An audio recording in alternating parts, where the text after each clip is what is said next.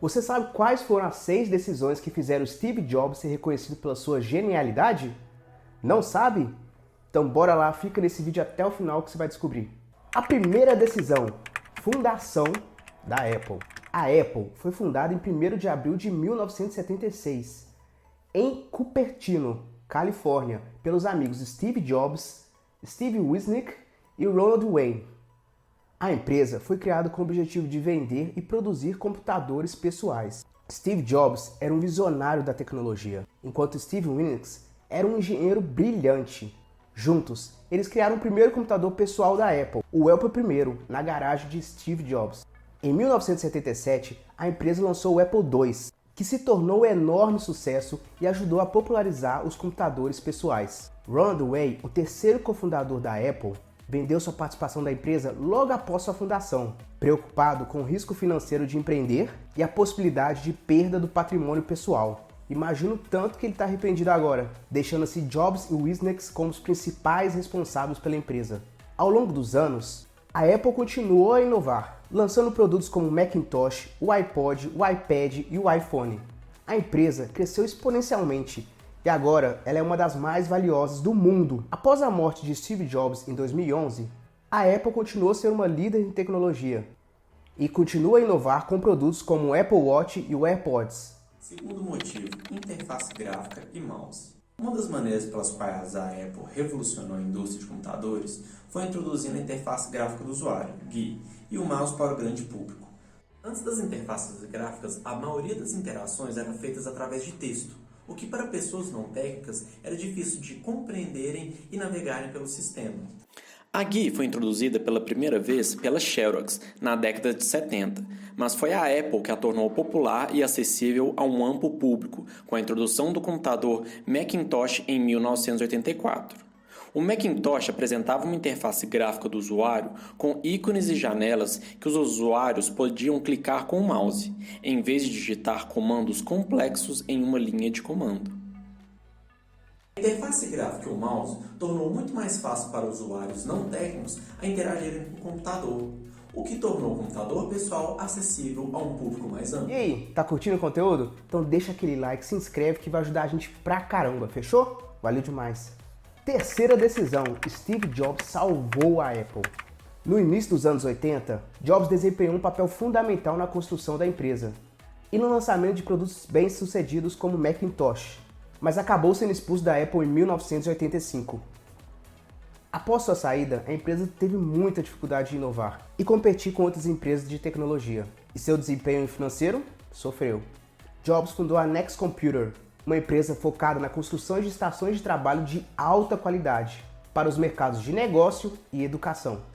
Embora a Next não tenha alcançado o mesmo nível de sucesso que a Apple, a empresa desenvolveu tecnologias importantes que foram incorporadas aos produtos da Apple logo depois que o Jobs voltou. Em 1997, a Apple estava à beira da falência, com vendas em declínio e uma linha de produtos excessivamente ampla que incluía produtos mal recebidos como o Newton.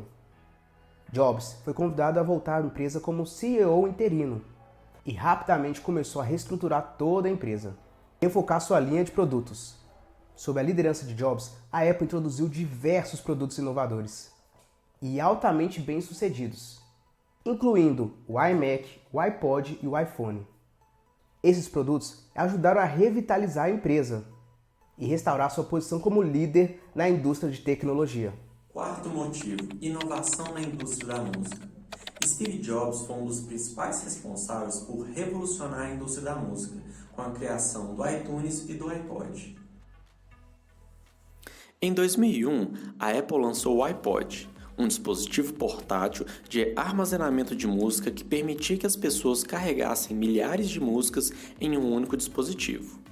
Em seguida, a Apple lançou o iTunes, uma loja virtual de música onde as pessoas podiam comprar músicas individualmente ou álbuns inteiros a preços mais acessíveis do que os CDs físicos. O iTunes também tornou mais fácil para as pessoas descobrirem novas músicas e artistas, graças ao recurso de recomendação personalizada.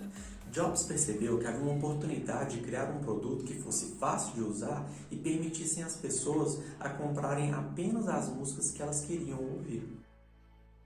Antes do lançamento desses produtos, a indústria da música era dominada por CDs físicos e pela venda de álbuns inteiros, sendo difícil para os consumidores escolherem quais músicas eles queriam ouvir.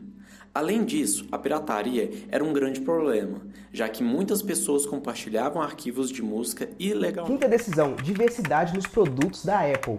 Desde o lançamento do Macintosh em 1984, a Apple foi ampliando sua linha de produtos ao longo dos anos, com a adição de novos computadores, dispositivos portáteis, dispositivos móveis e serviços. Uma das principais características da abordagem de diversificação de produtos da Apple é o foco na experiência do usuário. Steve Jobs acreditava que os produtos da Apple deveriam ser fáceis de usar, intuitivos e elegantes. Ele também enfatizou a importância do design, que deve ser atraente e funcional ao mesmo tempo. Outra estratégia utilizada pela Apple na diversificação de produtos foi a integração vertical. Em vez de terceirizar a produção de seus componentes, a Apple optou por controlar todo o seu processo de produção, desde o design até a fabricação final. Isso permitiu à empresa ter um maior controle sobre a qualidade dos produtos e fornecer uma experiência mais consistente para os seus usuários. Além disso, a Apple é conhecida pelas suas estratégias inovadoras de marketing. Jobs era um grande defensor de criações de campanhas publicitárias icônicas e memoráveis, que ajudaram a consolidar a marca Apple como uma referência em tecnologia e design.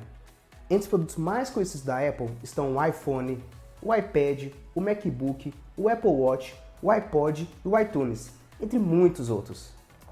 A empresa também investiu em serviços como o Apple Store, o Apple Music, o iCloud e o Apple TV.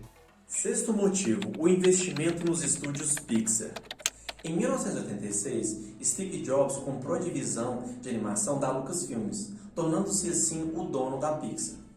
Na época, a Pixar era uma pequena empresa com 40 funcionários, que produzia comerciais de TV e vinhetas para programas de televisão. Jobs estava convencido de que a tecnologia de animação por computador tinha um grande potencial e decidiu investir pesadamente na Pixar. Ele acreditava que a empresa poderia criar filmes de animação de qualidade que rivalizassem com os da Disney, líder de mercado na época. A Pixar começou a produzir seus curta-metragens animados, como Lux Jr. e Red's Dream, que ganharam prêmios nos festivais de cinema. Mas foi em 1995 que ela lançou seu longa-metragem, Toy Story, que foi um grande sucesso de bilheteria e crítica na época.